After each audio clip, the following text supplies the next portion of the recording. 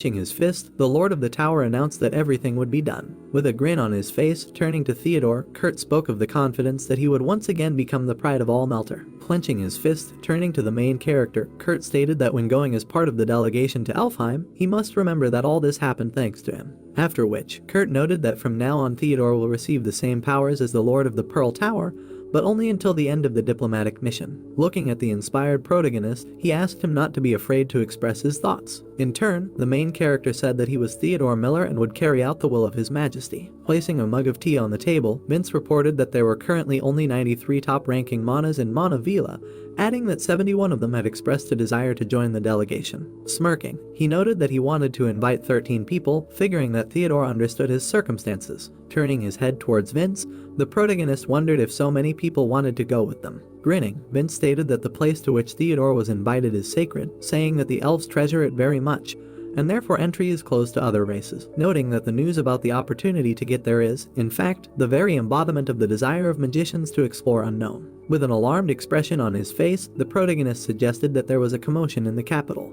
Vince noted that she could not help but rise, suggesting that it was difficult to notice. He said that right now all the towers have problems with wars, nepotism and bribery. Raising his hand to his mug of tea again, Vince announced that he was deflecting, adding that he still had an interview to catch. Leisurely sipping tea, Vince said that this was an order from the Lord of the Pearl Tower, saying that he asked him to come up with what interests they could satisfy by collaborating with Elfheim. Taken aback, Theodore wondered if the Lord wanted to do this himself, noting that Vince went deeper into his research, asking whether he would be able to do everything in time. Grinning, Vince stated that everyone needs a break sometimes, suggesting that he would find clues in the lands of the elves. Looking at Vince, the main character tried to find out if he had taken on this responsibility just to not have to work. After which, Vince noted that the main character quickly realized. Leaning on his knee, he said that the girl had also submitted a resume. Rising from the couch, Vince stated that her application was very well written, having no doubt that it would definitely be accepted. At that moment, Theodore tried to find out who Vince was talking about. With her head down, Sylvia was lost in her own thoughts. Vince said he was talking about Sylvia. Smiling, the main character said that she discovered the fifth circle in herself, not even reaching 20 years old, noting that she was quite suitable for this mission. Smirking, Vince said that that kid was also jumping in over his head, calling him tactless. As Theodore turned his head, his face was covered with bewilderment.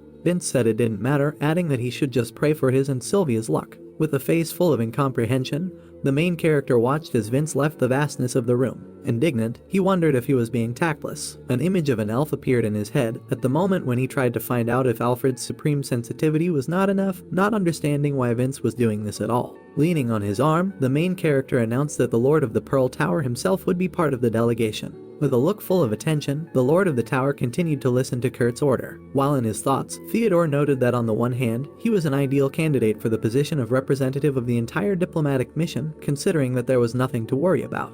Further, the main character stated that, on the other hand, he knows nothing about the other rulers, noting that his knowledge is only about those who rule the Scarlet and Azure Towers. Exhaling, he thought that, in addition, on this expedition, the king gave him the same rights as Ordu. Clutching his head, the protagonist cried out that there would be so many people in the delegation, wondering if the king really thought he could handle it. With a puzzled look, Theodore noted that he would meet with Aliner, suggesting that he might have made a mistake somewhere. Suddenly, the main character's face was covered with genuine horror. Looking around the expanse of the room, in his thoughts, he wondered what kind of feeling of presence came over him, noting that he could not understand where its source was and who was capable of such a thing. Taking a mug of tea, Edwin asked for forgiveness if he scared Theodore. The shadow of his robes could be seen on the wall. Looking at the stunned protagonist, Edwin said that he was here to talk with him alone. With a smile on his face, calling Theodore a dear benefactor, Edwin tried to see if he could spare some time for him. Putting the mug on the table, he froze in one position. Putting his hand to his chest, the main character said that he was very surprised because Edwin found him and did not give him away. Smirking, Edwin suggested that he had yet to get used to human etiquette, hoping that his actions towards their benefactor had not been too rude. With a face full of joy, Edwin said that if it were up to him, he would prefer to see the main character first, noting that the mission entrusted to him by his parents forced him to delay. With a worried smile, he suggested that it was a little late, but he was very glad to meet their benefactor even under such circumstances. With an embarrassed expression on his face, Theodore stated that he was glad to see him too. Leaning down, he wondered why Edwin was giving him so much honor, noting that the elf's reaction made him uncomfortable. Taken aback, Edwin wondered if this was really so, asking whether this circumstance should cause cause inconvenience to their dear benefactor. Clasping his hands, he said that the rescue of Alina, for which Theodore had almost paid with his own life, was a merciful valor, adding that it deserved to be called a benefactor, declaring that the Arv family would never consider it unnecessary zeal to try to repay kindness. Putting his hand to his head, the main character said that this was not the case. Alvin stated that he was still getting used to human customs, adding that it was completely natural for them to show such courtesy, asking Theodore to understand this. Confused, the main character tried to find out why Edwin was looking for him, assuming that he wanted to tell him something. Smiling, Edwin said that although meeting their benefactor in person was an occasion, he wanted to convey something. Looking at the mysterious object that Edwin took out from his bosom, the main character wondered what it was. Picking it up, Edwin said that it was the symbol of Elfheim, the seed of the world tree, noting that it was somewhat different from the original ones, but the effect was still miraculous. Peeking out from under the corner, Mithra called out to Theodore. Pointing her finger at the seed of the world tree, she continued to call him. After asking what Mithra was doing, the main character stated that one should not point fingers at people. Laughing, Edwin said that it was not worth it, noting that Alina had left him a message. Putting the seed in Mithra's hand, he said that it was not for the benefactor, adding that he needed to give it to her. Looking at the joyful Mithra in his thoughts, Theodore considered that if that thing was truly the seed of the tree of the world, Yggdrasil, then it could cost almost more than this castle, noting that Alina gave the seed to that one. With a face full of incomprehension, turning to Alvin, the main character asked if he knew about the purpose of this seed. At that moment, Edwin wondered what Theodore called the assignment. The main character said that he could not put his mind to why Alina would give him to Mithra. Closing his eyes, Edwin noted that although he could not know her intentions, he would try to tell everything he knew. Imagining the elven forest in his head, Edwin said that the world tree has always protected Elfheim with the strength with which it earned its name, adding that its fallen leaves cleansed the land sprinkled with blood, and from those layers of the earth that the roots of the tree reached, a barrier created by nature sprouted. Paying attention to Theodore's hand, which contained the seed, Edwin noted that if we talk about it, which Alina gave, then from her words, whoever absorbed it would awaken their hidden potential. Surprised, Theodore thought that, after all, such a seed would become useless in the hands of someone like him, due to the fact that he was devoid of innate talents. Paying attention to Mithra sitting next to her and continuing to think, the main character stated that when we are talking about an ancient spirit, the goddess of the earth,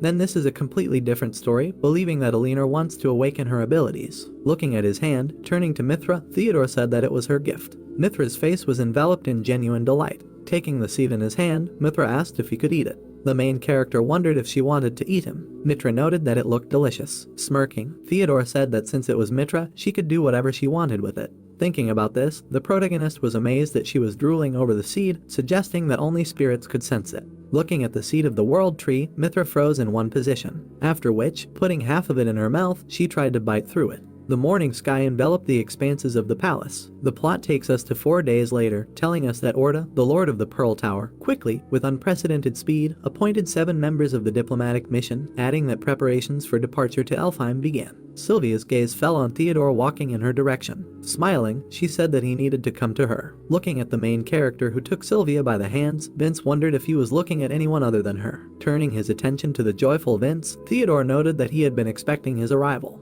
After which, Vince greeted him, adding that everyone had been waiting for him. Looking at the puzzled Theodore, the Lord of the Pearl Tower declared that it was an honor for him to work with him, asking him to deliver him safely to Elfheim. The main character's face was covered with an embarrassed smile. Clenching his fist, the Lord of the Pearl Tower asked Theodore to take care of him, assuming that everyone was assembled. With a serious expression on his face, the ruler froze in one position. The main character was glad of his arrival. Bowing his head, the Lord of the Pearl Tower wondered if Theodore was really ready. With a face full of determination, the protagonist declared that this was so. Putting his hands in his pockets, the Lord of the Pearl Tower invited the children to quickly set off, noting that the road would be quite long, thinking that it would be nice to hurry up. A magical artifact was visible on his hand. Holding his hat, the Lord of the Pearl Tower activated mass teleportation. Surprised in his thoughts, the main character said that he expected this from the ruler of the tower, noting that in addition to the tower's inherent magic, he also possesses spatial magic. With an excited expression on his face, continuing to think, the main character said that he had gone through this a bunch of times, adding that he could not get used to the strange sensations. Suddenly, the guys found themselves in the center of some palace. Turning to the Lord of the Tower walking ahead, Theodore tried to find out where they were. The Lord of the Tower said that this was a dungeon structure located on the border of the kingdom, noting that this was not a place where one should linger. Standing in front of the door, the Lord of the Tower asked the guys to keep up with him. Looking at the concentrated Lord of the Tower, the main character could not believe that he had overcome the entire path with one spell. Suddenly, the guys found themselves in the vastness of the desert.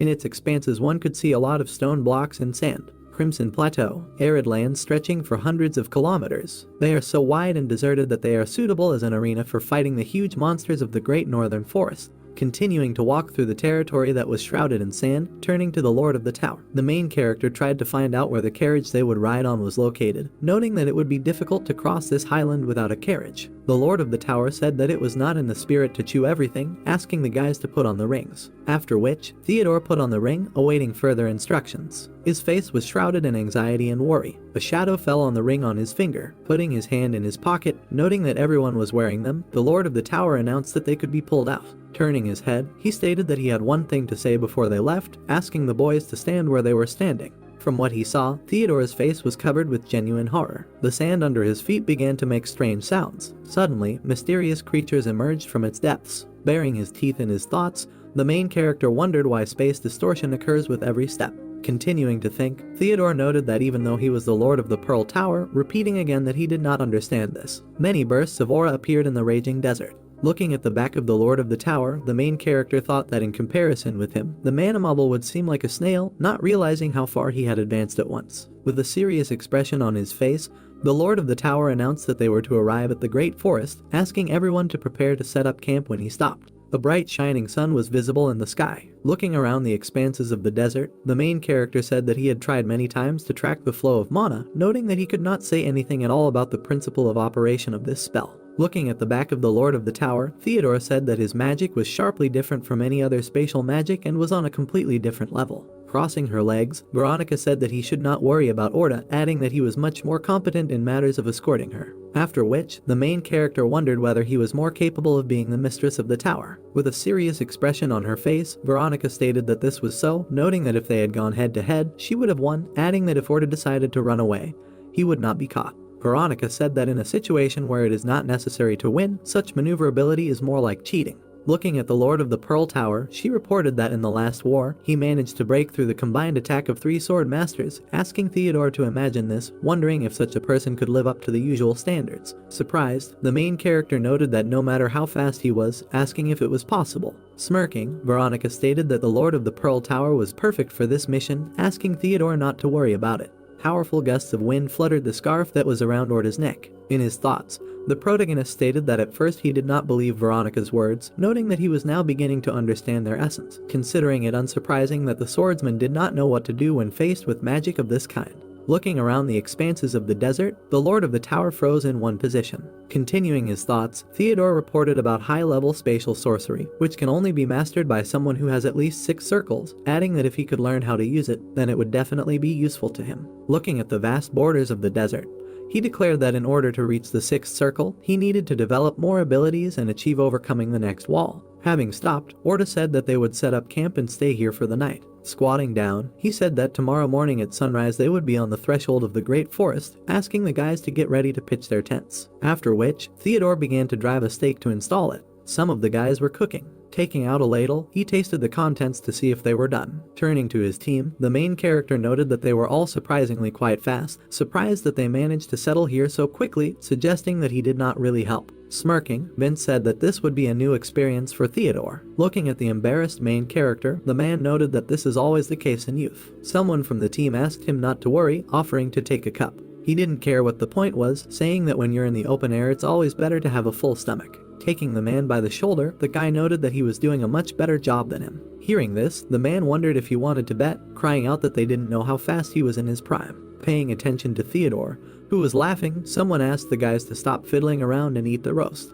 With a smile on his face, Vince said that it had been a long time since he had been so relaxed and idle. Approaching the main character, Edwin tried to find out if he could give him some time. Closing his eyes, he stated that he did not expect such a quick arrival, suggesting that human magic had significantly exceeded their understanding of it. Grinning, Edwin noted that if you tell someone that they crossed the Crimson Plateau in half a day, they will certainly doubt his words. Lowering his head, the main character said that they did not have to go through this themselves, considering that their doubts were understandable. Raising his finger, Edwin said that he had come to check on Mithra's condition, adding that this was, after all, the first time he had fed the seed of the world tree to a spirit. After which, turning his head, Theodore called Mithra. A small sprout was visible on her head. With a smile on his face, the main character noted that, as Edwin sees, there are no special changes, pointing to the sprout that grew on her head. Closing his eyes, Edwin said that he didn't think Mithra had grown much, adding that if the runaway stretched out a little more, who knew what mystical things might happen. A huge number of stars were visible in the night sky. Further, Edwin recalled the words of Elinor,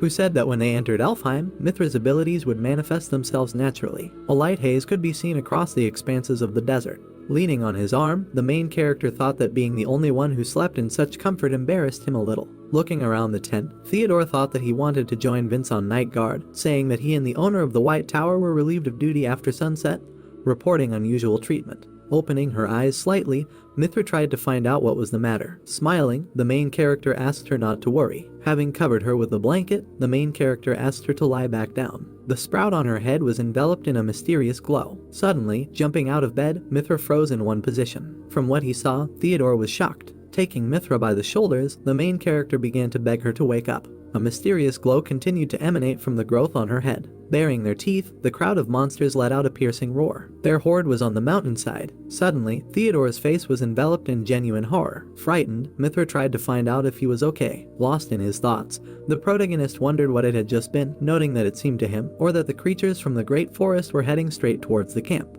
With a dumbfounded expression on his face, continuing to think, Theodore noted that he was not entirely sure, stating that this was definitely not a nightmare or an illusion, being sure that his sensations were intensified thanks to Mithra. Coming out of the tent, the main character called out to Vince. He, in turn, tried to find out what happened. Approaching him, Theodore reported that monsters from the great forest were moving here. Wary, Vince froze in one position. With excited faces, the squad members continued to listen to the main character. Vince wondered if Lil was trying to say there was an ambush here. Someone in the crowd noted that the sound was too far away for it to be an ambush, asking if it was. Clenching his fist, the monster continued to observe from afar. Theodore assumed that they were ogres. Approaching him, the Lord of the Tower called it interesting that he had adapted to recognize monsters long before they approached, adding that good intuition cannot be easily dismissed. Looking down, Theodore said it was a little difficult to explain. Interrupting with a serious expression, Orta stated that he did not need an explanation, noting that after all, they now had enough time to prepare for their attack. Raising his hand, he announced that he would begin the countdown from that moment, adding that everyone should attack with magic at the same time, upon his command.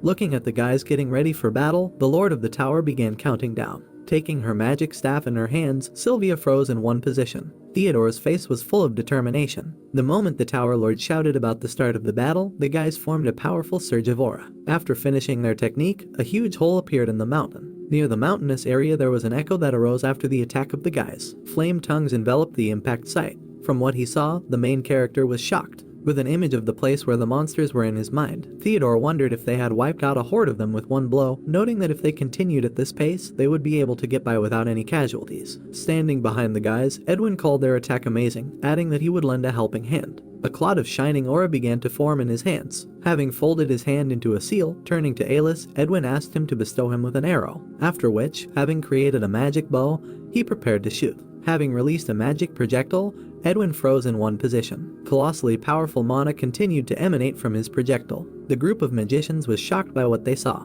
After Edwin's attack, a huge hole appeared in the mountain, on which the remnants of his aura could be seen. One of the guys wondered if it was primordial elven magic. Smiling, Edwin said that they were now safe for the entire coming night. In the thick of the forest, glimpses of light could be seen shrouding the trees. Turning around, addressing the main character, Edwin said that if they turn right, they will get to a shorter path.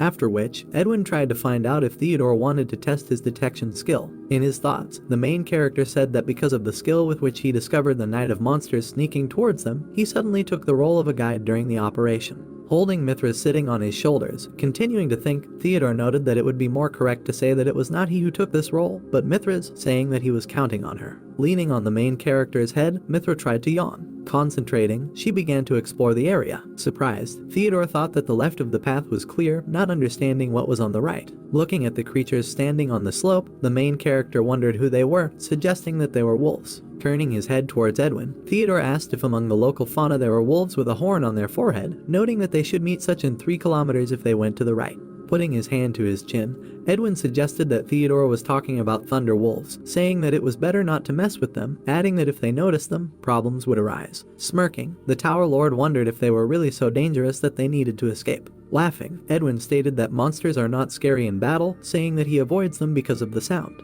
From what he heard, the face of the Lord of the Tower was shrouded in misunderstanding. Lifting its muzzle, the thunder wolf began to howl. Edwin reported that thunder wolves are capable of emitting electrical charges from a horn in their forehead, and the sound of such lightning will come out as a real clap of thunder, noting that if they sense danger, they will call on nearby monsters for help, create chaos, run away, and hide again to attack. Taken aback, the Lord of the Tower said that in this case, they should go to the left. In turn, Edwin said that it was time for them to move forward. In the vastness of the forest, the stomping of the main character could be heard. Grabbing their clubs, the group of ogres froze in one position, watching the group of guys. Powerful bursts of aura began to emanate from Edwin's ear. With lightning speed, he waved his hand and sent his technique towards the ogres. His face was wrapped in a grin. From the direct hit of his blow, the monsters let out a terrifying roar. Their bodies fell to the ground and froze in one position. Surprised, Theodore, in his thoughts, wondered if this is what a thunderstorm front looks like as performed by the ruler. Turning to the protagonist standing next to him, Edwin suggested that he take a break before continuing. With a wave of his head, Edwin said that this was true, noting that they would meet many monsters ahead and it would be difficult to advance even with his skills. Squinting his eyes, he declared that now was the last chance for a good rest. With a serious expression on his face, the main character said that he understood him. Turning towards the squad, the Lord of the Tower tried to find out if the guys had heard Edwin, adding that they would stand here for a short time. With a smile on his face, he announced 2 hours during which the guys were free, asking them not to go far, inviting them to eat, walk, relax, and do what they wanted. With a distraught look, the squad member wondered if they were free. The guy rejoiced at the fact that they would finally be able to explore the great forest. Rushing into the depths of the forest, a member of the squad said that such a chance comes once in a lifetime. Having asked to wait, the guy said that they would go together. Laughing, Edwin noted that human wizards were much more energetic than he thought. The main character completely agreed with him. Kneeling down, Sylvia tried to call out to Theodore, asking him to look here. Waving her hand, she said that there were very interesting plants here. With a smile on his face, in his thoughts, the main character suggested that Sylvia and Vince were also carried away by the collection. Putting his hands in his pockets, noting that they had free time, Theodore invited the guys to take a walk through the forest. Stopping, the main character looked at his leg. His face was shrouded in incomprehension. From what he heard, Theodore was shocked. With a dumbfounded expression on his face, the main character was thinking about an incomprehensible feeling. Finding himself completely naked, Theodore wondered what kind of place this was, noting that it was the same clearing, but he had a strange feeling as if it was a completely different dimension. Looking at the puzzled protagonist, the unknown person tried to find out who dared to invade Roy's mind. With a surprised expression on her face, the girl asked who he was. The spirit ordered Theodore to identify himself. Frightened, the main character said that he was Theodore Miller. Pointing the weapon to his body, the girl said that she had heard this name before. The spirit said that he did not know the main character, asking who he was. Taken aback, the girl said that she remembered. Leaning towards Theodore, she called him the human boy who saved Alina, asking if she was right. With a frightened expression on his face, the main character said that this was so. Squatting down, the girl tried to find out how it was, asking if they held hands or touched lips, noting that it had been a long time since there had been a romance between a man and an elf. Putting her hand to her face, Alina called out to Theodore. Seeing her in front of her, the girl froze in one position. With a confused expression on her face, Alina looked away. Giving her hand to Theodore, she noted that they had not seen each other for a long time, saying that she was glad to meet. After which, the main character inquired about her condition. With a serious expression, Alina declared that thanks to Theodore, she was fine. Smiling, the main character said that he was glad to hear this, asking where they were now, saying that he had just arrived with the others. Interrupting him, folding her hands, Alina said that this is the mind of the swarm of the world tree. Yggdrasil, Ratatoskr, adding that this is the spiritual body of the tree, noting that only the direct heirs of Arv can get here. Surprised, Theodore declared that he was an ordinary person, asking how he ended up here. Leaning on a nearby tree, the spirit told about Demetra, saying that the world tree grows from the earth, and Demetra is the goddess of the earth, considering it not surprising that he has the right to enter. Smirking, he suggested that Theodore's rights were broader than theirs. With a dumbfounded look, the main character tried to find out if this was true. Reporting that he was not sure, the spirit noted that it was more of a guess. Bowing his head, Theodore said that he understood him. In his thoughts, he stated that he was able to enter Ratatoskr, with rights perhaps greater than those of the High Elves, adding that he was a difficult case for this world. Turning to the confused protagonist, the girl wondered if it was difficult for him to talk in Roy's mind. After that, Theodore said that he had no problems with this. Finding herself behind the protagonist, Alina said that they were not used to talking in Ratatoskr, adding that for this reason, she would go to the guys. Turning around, Theodore tried to find out how. Interrupting him with a finger to his mouth, Alina said that he would soon find out. Suddenly, the main character became conscious. Approaching him, an excited Edwin asked if he had spoken to them, asking if he was in a place where only dancers could go. Taken aback, Theodore assumed that this was so. Crying out in surprise, Edwin declared that the main character was a completely extraordinary person. Seeing something, Edwin turned his head. Before his eyes, something began to sprout from the ground. This something began to form a body. Alina appeared before their eyes. Smiling, she greeted the guys who came from Melter, saying that she was the daughter of the Green Flower tribe, the sixth dancer. The unnaturally dark-colored female body stretched as if it were made of viscous, sticky clay. Alina, whose body had become the color and texture of tree bark, stood with her arms crossed and her eyes glowing with a bright yellow light. Alina greeted the mages from Melter with an ominous smile and introduced herself as the daughter of the Evergreen tribe and the sixth dancer. Orta, dressed in a suit and hat, said that they did not expect to meet the woman so soon and in this way, and Alina replied that she had only recently learned this spell and also asked the trio to allow her to become their guide. Orta wrapped his fingers around the visor of his hat, introduced himself as the Lord of the Pearl Tower of the Kingdom of Melter and thanked Alina for her help. The man took off his hat, pressed it to his chest and said that he was flattered that Alina had come so far, but she need not worry because Edwin would guide them to Elfheim. Alina replied that she did not doubt Edwin's abilities, but no one knew this forest better than the High Elves. Alina pointed upward and asked the others to look in that direction. Orta widened his eyes in admiration and raised his eyebrows, saying that what he was seeing was incredible. The man was amazed that the plants moved on their own, as if they had their own will. Alina pointed to the road and said that along it they could easily reach Elfheim, and the journey should take no more than 3 days. When Orta put his hat on his head and concluded that 8 hours would be enough, Alina looked at the man in surprise. Orta, frowning his black eyebrows, answered mysteriously that Alina herself would understand when she saw it.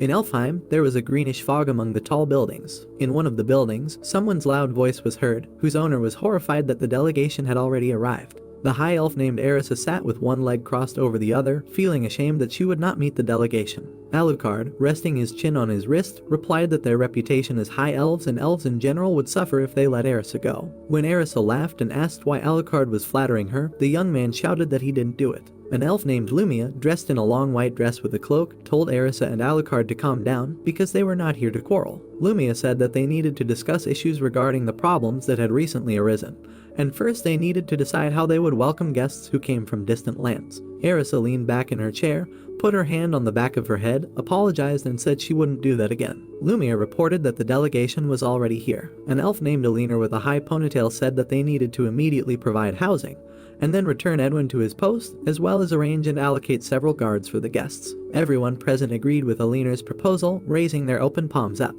Since everyone unanimously came to the same opinion, Lumia proposed to discuss the next problem regarding the request from the Druids. The woman said that they were recently informed that many monsters in the east began to destroy forests, and the Druids asked to stop the monsters as soon as possible. Alucard narrowed his eyes in disbelief and said that they had entered into a contract with the Ents, which provided protection, so the man felt that it was not worth interfering. Lumia suggested that the contract did not help.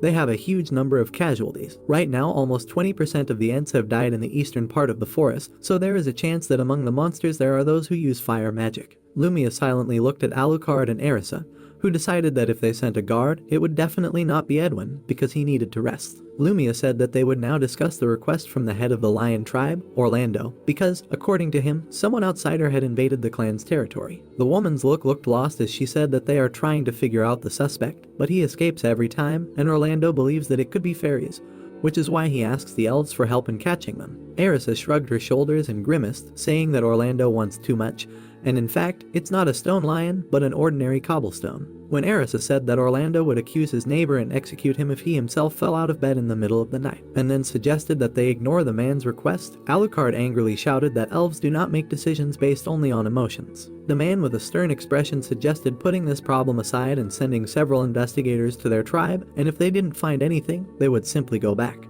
When Lumia sighed displeasantly and said that one investigator would be enough, Erisa joyfully threw her hands up. Suddenly the girl froze in this position, realizing something. When Erisa jumped out of her chair and screamed deafeningly, asking about Orlando's whereabouts, Alucard looked at the girl with a puzzled look. Erisa loudly shouted to Alina that they urgently needed to be taken away from that place, while the long-haired elf in light clothes sat with her head down. A quiet apology escaped Alina's lips. With an expression of horror on her face, Alina announced that they had already met. A muscular, bare-chested man with short red hair stood with his hands on his waist and shouted to the elves inside the building to come out and explain themselves. The head of the Stone Lion tribe, named Orlando, clenched his hand into a fist and yelled with an angry grimace, dissatisfied with the fact that people who mistreated other races were walking through the forest. Orlando furrowed his brows and shouted even louder, asking if the elves sang into the ears of the people and brought them here. Alina, towering over Orlando, raised her hand to the side and ordered the man to stay where he was. While Alina, frowning with rage, told Orlando that these were not just people, but guests of Elfheim, Orda and Theodore stood behind her, and the man was confused, and the main character was terrified. Orlando opened his mouth wide, revealing his fangs, and screamed deafeningly so that Alina would not give him orders. Theodore turned to Orda when he asked what he thought about a race of humanoid beasts that were not often seen. The main character looked away, thinking about how Orlando was not hurt by such screams, and replied that words alone could not solve the matter. The man walked up to Alina and pointed his finger at the people standing behind her and shouted that he could not believe that the proud elves treated people better than the tribe of Stone Lions. Orlando clenched his hand tightly into a fist. Approaching Alina, Orlando loomed over her and shouted that he would not move an inch until he heard an explanation. Alina was about to answer Orlando something when suddenly someone said to stop. Alina and Orlando looked at Theodore at the same time. The main character raised his palm in front of him and, with a serious expression on his face, asked Orlando what he wanted from them. Orlando widened his eyes in shock and arched his eyebrows, looking at the main character. The man, thanks to his instincts, felt colossal pressure and incredible danger from Theodore, and was also terrified that he was afraid of the man. Orlando bared his teeth in displeasure and shouted that Theodore was talking nonsense. The man's face showed veins of tension as he loudly insulted the protagonist for his impudence. Orlando came close to the main character, clenched his hands into fists, and shouted that he, as a member of the tribe of Stone Lions, shows his courage through combat, and if Theodore has the courage to challenge one of them, then he can try.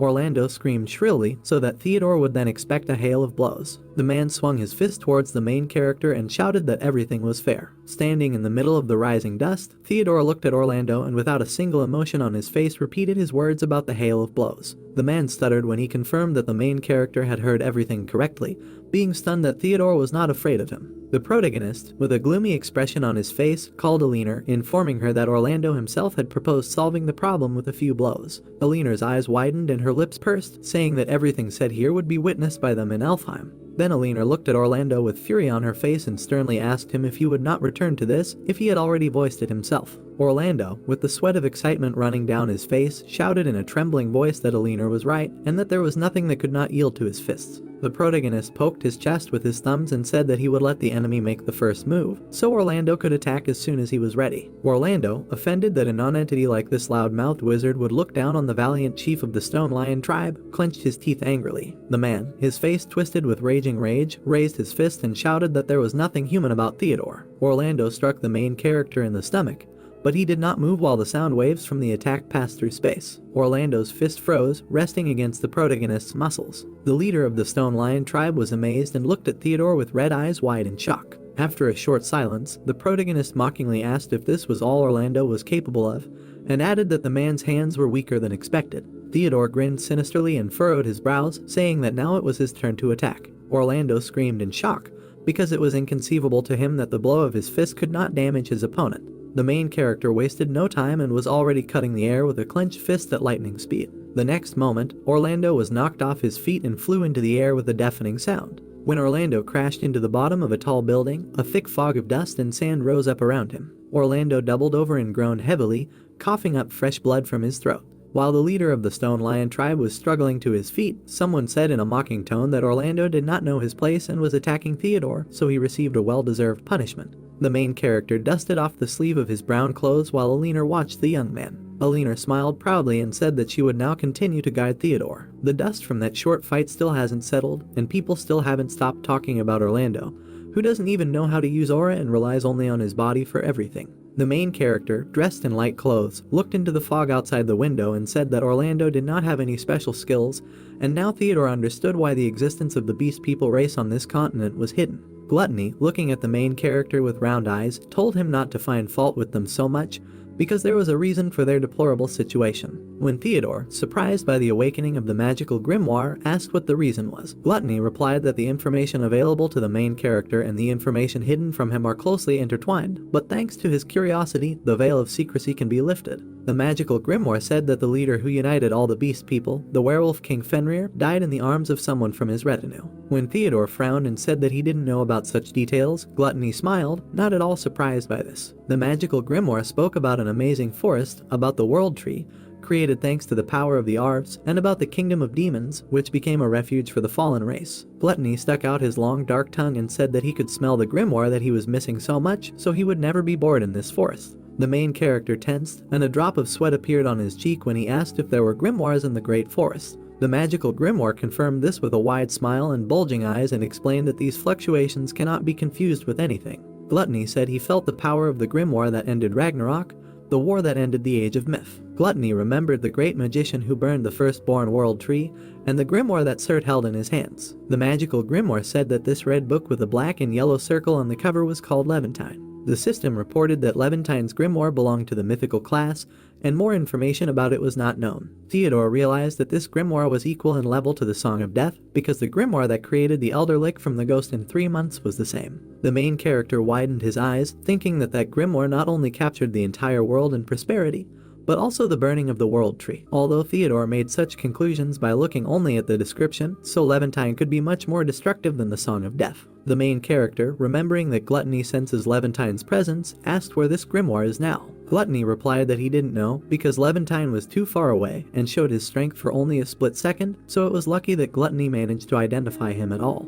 Theodore indignantly asked how he should search for Levantine in this huge forest, and whether he should use wide-range search magic, like that time with the Song of Death. The magical grimoire winked, playfully stuck out the tip of his tongue and replied that the main character should not worry so much, because sooner or later Levantine would get to them. Gluttony said that for the grimoire to reveal its true power, the seal must be removed, and to do this, a sacrifice must be made, and whatever Levantine desires is right around them. The magical grimoire said with a smile that something extraordinary would be needed to return to the original state, and burning a couple of mountain ranges would only be enough to remove a fifth of the seal, but there was something much better in this forest. The main character froze in horror and asked if Gluttony meant the world tree by sacrifice. The magical grimoire, looking up at Theodore, told him to just wait for the right moment, because one fine day Levantine himself would show up. The protagonist looked lost at Gluttony and thought about Levantine, the magical grimoire of flames that was said to have ended the Age of Myth 1,000 years ago. Theodore thought that if what Gluttony said was true, then the grimoire burned down the world tree, which grew above the clouds, and that in this flame it destroyed the Arv tribe, which must also be true. The main character sighed, thinking that this artifact was tied to the elves like a curse, and at this rate it would certainly lead to an open clash with Elfheim. Theodore came to the conclusion that it doesn't matter what happens in the end, because they certainly won't get away with minor casualties. Suddenly, someone's voice was heard outside the door calling Theodore, and the main character immediately responded. The man in the long gray robe apologized to Theodore, and the protagonist, awkwardly scratching the back of his head, asked who was standing in front of him. The herald of Elfheim with long white hair and a beard put his hand on his chest and said that he hoped that he had not disturbed the peace of the protagonist. Theodore tensed at the stranger's excessive condescension, but laughed and said that everything was in order, and then asked why the messenger had come to him. The messenger replied that the reason was not significant and was that the father's dancers called to all of them. The messenger told the main character to tell him when he was ready, because he was expected. The delegation from Melter, accompanied by elves, set out on wooden boats straight into the great forest, passing tall trees. The Lord of the White Tower, Orda, raised his head, examining the towering structures with curiosity. Now the man in the white suit stood with his hands in his pockets in front of the dimensional gate from which a blue glow emanated, amazed at the sight of something so ancient. From the crowd in the foggy haze behind came the indignant voice of Herman Elfen, asking everyone to stay behind the Lord of the Tower, asking Ort, who was holding his hat, if he was sinking already. The old man in white, without saying a word, walked forward towards the bright blue glow, leaving behind the amazed crowd. The men, watching the Lord of the Tower dive, wondered how it was possible that the man literally disappeared into thin air. Theodore looked terribly shocked, trying to find out if the dimensional gate was a portal that was connected to other lands. Suddenly Sylvia turned to the guy, looking at him with a smile from her big blue eyes and offering to go too, which greatly inspired the young man. The main character returned to the girl with his eyes closed with happiness and, after hesitating a little, agreed with a smile. Now, when Sylvia and Theodore passed through the abyss with a blue glow, only the hand of the guy was visible in the fog. Now a couple of magicians stood in a wooden room.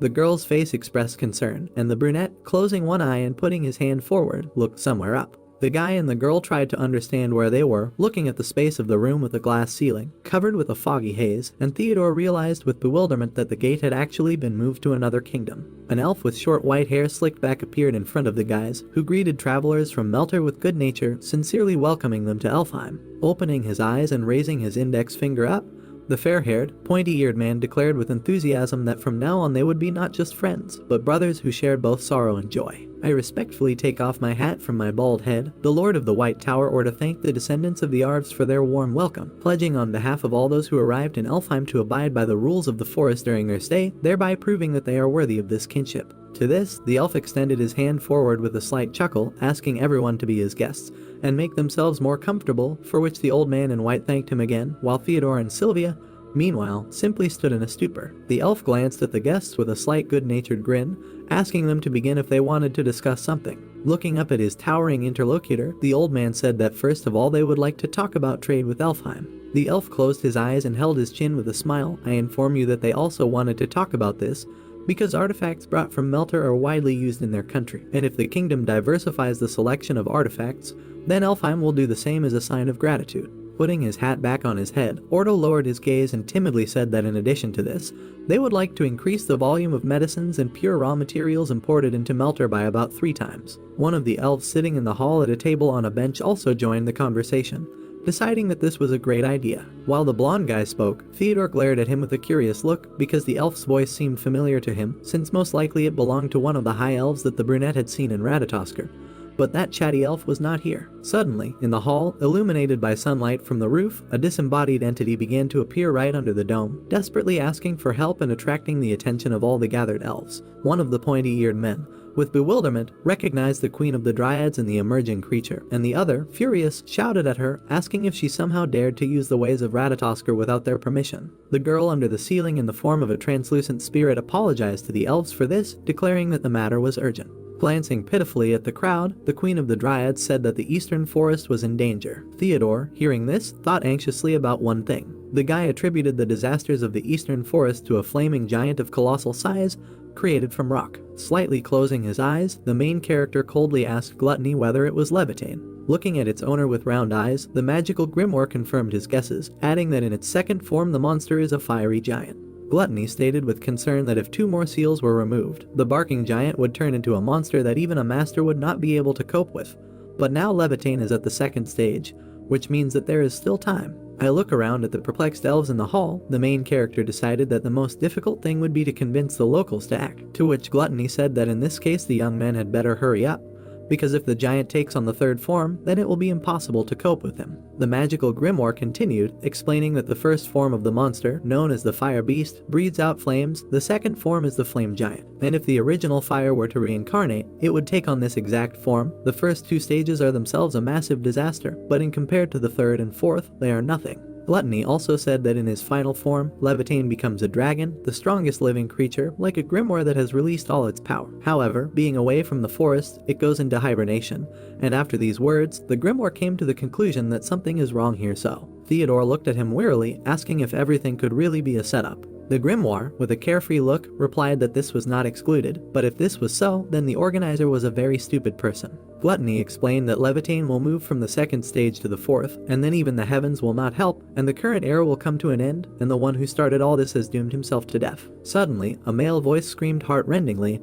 outraged at how the monster dared to invade the eastern forest. The elves looked with amazement and glee at the man who appeared and made this cry. Everyone was glad to see the formidable guard Elim of colossal size with horns and a muscular body, reporting that he arrived in time. Some of the elves did not believe that the guard would be able to cope alone, but another pointy-eared man convinced him that although they did not know what kind of monster it was, since this was the 2nd branch of their father, then there was no need to worry about anything. The curly-haired elf, standing a little further from the tables, reported with concern that this was too dangerous. Now one of the elves, frowning, angrily addressed the flaming giant, because of whom the eastern forest was burning, shouting that they would not forgive his actions. The stone monster listened to all this with glowing red eyes against a flaming background. Guardian Elim now stood with a menacing look, surrounded by a foggy haze, opposite his opponent. Above the man, deciding to drive out the monster, towered a flaming giant several times taller, and around him was a ring of smoke. The giant cast a menacing glance at the rich guard. The elves watched what was happening from the same wooden hall,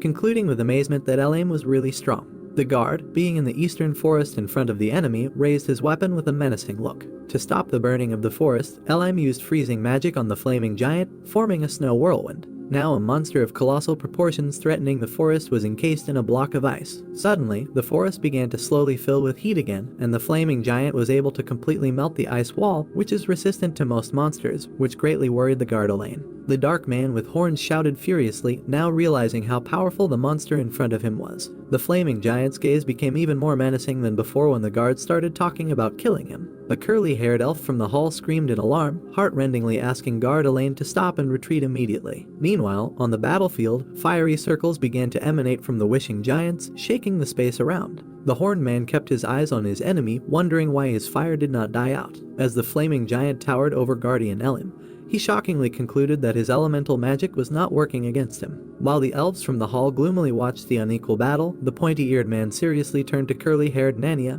wondering if she knew anything about this giant. The girl, with a dejected look, admitted that she had given false information. The man, looking at the interlocutor with concern, clarified what she was talking about. Turning slightly to the side, Nania said that once upon a time she had read the myth of Gigant, a flame that has a soul from another dimension and burns all living things in its path. The girl said that his name is Unquenchable Fire Levitane. Then the elf who met the strangers asked the girl again, after which Nania said that their true parents, the primordial trees of the world and their ancestors wrote about an ancient demon who burned everything in its path. After this, the curly-haired elf, throwing a strange look at her interlocutor, said that this is all she knows, adding that some of the records say that the demon was a giant, while others say that he was a dragon, and it is not known which of this is true. Theodore decided to join the conversation, declaring that he had also heard about Levitane, which shocked the elves. The guy got up from his seat and said with a serious look that he couldn't tell how he knew this, citing the fact that his kingdom has some information, the disclosure of which is strictly prohibited. The man in the hat, glancing at the young man, suggested that he might have visited the Zero Library,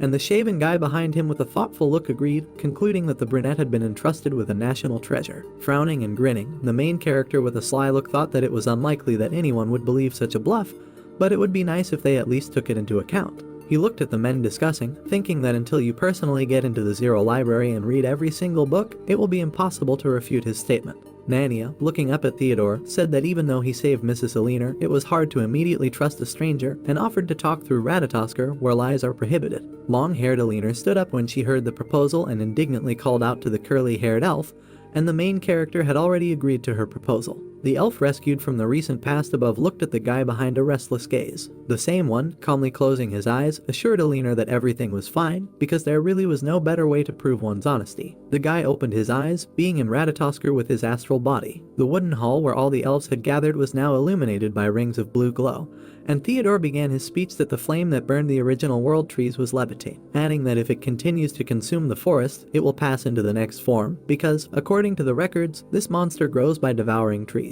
Theodore calmly stated that if they had indeed encountered Levitane, then he was ready to speak with complete confidence. Clenching his fist, Theodore seriously stated that they have 5 days. If they do not manage to stop the giant during this time, then the northern continent will come to an end. A thick fog rose above the building from the trunk of a tall tree. One of the high elves calmly sipped her drink. 2 elves were sitting on a bench, and Lumia expressed her joy that they got to drink together, and Alina expressed her joy in response. Closing her eyes, Lumia admitted to her friend with a smile that Theodore was a very cool guy. Alina, grinning, gently clarified why her interlocutor suddenly said this. Lumia said with a pleased look that one day she too was burning with passion, promising that she would keep her fingers crossed for a couple of lovers, and her interlocutor was taken aback by these words. I assure the girl that she misunderstood everything, and the guy was simply a benefactor who saved her. Looking at Alina, the elf noted that she seemed to want to go fight with him side by side. The interlocutor confirmed this assumption, answering that although she was weak, she wanted to help Theodore. Lumia stated that the guy did not need their help now,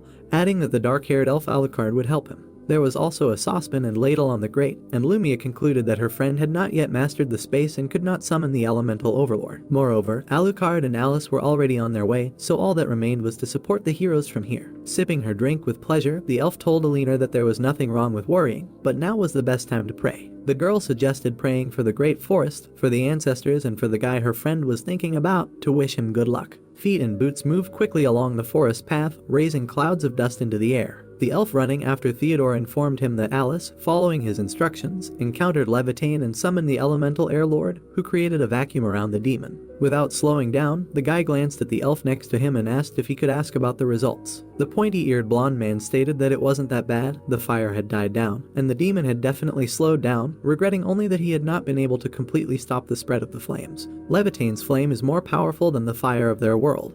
But in the end, the fire that affects the forest is an ordinary flame, and if you continue to maintain a vacuum, the damage will be insignificant. However, as the elf ran, he announced that there was bad news, which worried Theodore. The dryads and ents refused to retreat. I decide to fight the demon to the end. Theodore, having heard this information, threw an indignant look at the elf and asked again with a cry. The pointy-eared blonde looked at the furious guy, agreeing that the decision was unhealthy, but that's what they said. The elf said that the mentality of ents and dryads is different from the elven one, which amazed the main character. The blonde said that for them this is not just a house, but much more. The elf noted that for the Darai and ents the forest is a whole family. Even knowing that they are acting stupidly, they will not stop fighting until their last breath. Now Theodore thought with a frown that if the giant continued to devour the ents and dryads, then his transformation would occur earlier than planned. He thought that if Levitain went into the next form, then everything would come to an end. The young man asked Alucard how long it would take them to get there, since they had been running for 2 hours without stopping, to which the elf stated that they would arrive soon, asking them to get ready. Now the main character was flying from a cliff at high speed, and below everything was covered with a red haze with sparks. Theodore sank softly into the grass, squatting, and swirls of sparks from the forest fire surrounded him. The elves who had followed him now stood nearby, looking around and realizing with horror that everything was worse than expected. One of the elves covered his mouth with the high collar of his robe, shocked at how many trees had died. Suddenly, one of the colossal ents ran past the arriving trio with furious screams. A whole troop of tree creatures threw stones at the flaming giant, announcing that they were throwing stones and protecting the forest. Theodore from below began shouting to the ents to stop their nonsense and retreat, and they glanced sideways at the man with displeasure. The guy with a frown warned the creatures that if they continued to fight, they would only make things worse. One of the ents, turning his gaze to the enraged Theodore, noted in broken language that the man was making a lot of noise. The colossal tree creature bent down, heading towards Theodore, and firmly stated that it did not follow the orders of the man. Ent said that they are protecting their forest with their friends. The guy concluded that it was impossible to convince the tree creatures, and glancing at the gloved hand under which the grimoire was hidden, he wondered if he could subdue them by force. Now one of the elves shouted to the elder of the ents, asking him to stop the squabble because they did not come to fight with him. The tree creature only noted that the elf was too noisy, adding that they would continue to fight. Suddenly, an inspired Mithra appeared behind Theodore, which made the guy very happy. He looked back at the earth spirit with curiosity when she bit his shoulder, asking in a childish voice what the magician was doing. The elves turned to Theodore in bewilderment, noticing the spirit of the earth that Alina was talking about, not understanding why Mithra suddenly showed up. Seeing the little girl, the ent elder knelt down in front of her. Mithra stood motionless in front of him, and Theodore watched expectantly behind her. All the tree creatures bowed down before the great ancestor, saying that it was an honor for them to meet the world tree Yggdrasil. The spirit of the earth with horns looked at what was happening in bewilderment. The tree ents bowed before Mithra, kicking up the sand under their massive feet. Theodore turned away to avoid getting sand in his eyes. Stretching out their hands, the wooden ents turned to Mithra with the words that meeting her was a great honor, calling her the great Yggdrasil. Surprised, Mithra looked at the golems incomprehensibly. In his thoughts, the protagonist wondered if they really worshipped Mithras. As he continued to reason, he again wondered if it was because she had swallowed the seed. Looking closely at Mithra in his thoughts, the main character confirmed that in essence the world tree is the greatest of all existing, and that now he understands why the druids and ents do not dare to ignore its presence. Turning to Mithra, Theodore asked if she could send the bowed ents into that forest, assuring that they would definitely obey her. With a confident face, Mithra stated that she understood the main character's thought. Raising her left hand up, Mithra loudly commanded the wooden ents to stand. The wooden ents bowed their heads, obeyed the order, and said that they would obey the command of the king, awaiting further instructions. Turning her hand in the other direction, Mithra pointed in the direction of the ents. The wooden ent, looking in the direction Mithra pointed, declared that since such was the desire, they would go according to the order. Walking with massive strides, the ents set off, kicking up the sand under their feet. The elf with a short haircut was surprised that the ents were leaving.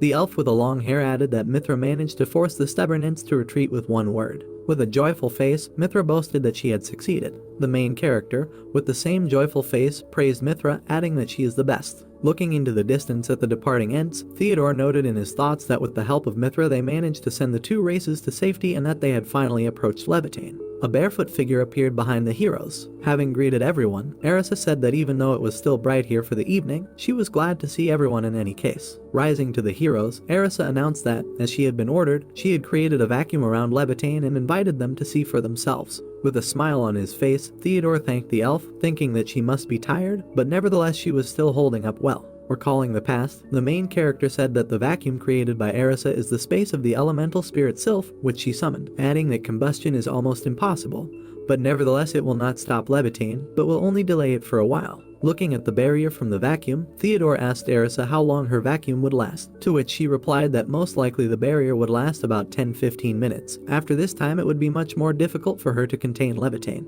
After thinking about the situation, Theodore decided to immediately launch an offensive, stating that even though Levitane could not be defeated with powerful magic, they could weaken him, adding that even if the attacks did not work, they would certainly be able to exhaust the monster. Explaining in simple words, the main character announced that their main goal was to force the monster to spend as much mana as possible. Theodore informed everyone that they first needed to distract Levitane from their positions, then they needed to use long-range spells to neutralize the monster's attacks. After finishing explaining the plan, the protagonist stated that if they succeed, they will be able to reduce the damage caused. Holding on with all her strength, Arisa interrupted the main character, saying that she could no longer hold the vacuum. Theodore commanded Heinz and Olsen to attract the monster's attention, to which the two elves resolutely prepared. Heinz and Olsen rushed toward Levitane. The huge creature, noticing the two elves, furiously stamped its huge foot. The monster's action sent Heinz and Olsen flying to the side. Swinging, Levitane was about to deliver a crushing blow, to which the elf, using his technique, attacked the monster, trying to attract its attention. Having caught his breath, the elf said that since the monster's gaze was turned to them, it was time for the spell.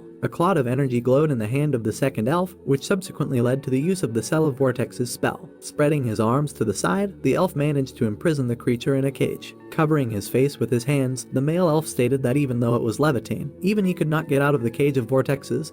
Then he turned to Sylvia and Theodore with a request to cover them. The main character, clenching his fist, asked Sylvia if she was ready, to which the girl replied that she was ready. Many flames could be seen on the fierce battlefield. Screaming furiously, the creature climbed out of the cage. Seeing the monster getting out of captivity, the elves could not believe their eyes that he had already broken through the spell. Throwing his arms out to the side with an angry roar, Levitane slammed his hands into the ground. From such a crushing blow, flames flew straight towards the two elves, causing them pain. Having finally emerged, the monster screamed furiously again. Following the damage, Heinz and Olsen fell to the ground. Looking at the huge figure of the monster, Theodore cursed in his mind, saying that he did not expect that the creature would be able to free itself so quickly and that if their formation was disrupted, the whole purpose of the operation would collapse. Realizing that time was already running short, the main character came to the conclusion that he needed to find another way. Turning to Sylvia and Alucard, Theodore explained to them that he would distract the monster and that at his signal they would immediately begin shooting, to which Sylvia worriedly assured him that it was too risky. Theodore rushed forward, ignoring the girl's warning, and told her that he hoped for her. Landing on the ground, the protagonist's hand glowed with a bright aura. Pointing his hand at Levitane, Theodore shot at him, to which the creature turned towards him and attacked in response. Dodging the retaliatory attack, the main character was quite surprised that the monster also had long-range magic. Having avoided the attack, Theodore signaled to Alucard to summon a water elemental. The image of the elemental spirit Elmer appeared above the concentrated Alucard. Clenching his fist tighter, Alucard asked to save them from the furious fire, and at that same second, the monster was enveloped in a blue aura. Seeing this picture, Theodore suggested that if Elmer's attacks and Sylvia's magic were combined, they would certainly be able to damage Levitane. Looking at the white-haired girl, the main character gave her a signal. Raising her staff above her, Sylvia used her spell and called on the Master of the Cold, Ymir, to freeze everything around her. The battlefield flashed blue as the white-haired girl summoned a snowstorm. By combining attacks, the heroes managed to freeze the monster. Turning to the main character, Alucard paid tribute to Theodore's intuition, saying that it works like clairvoyance. Then he wondered that the experience of past battles could play a role. According to the elf, he could not even imagine that a young man like Theodore was so talented.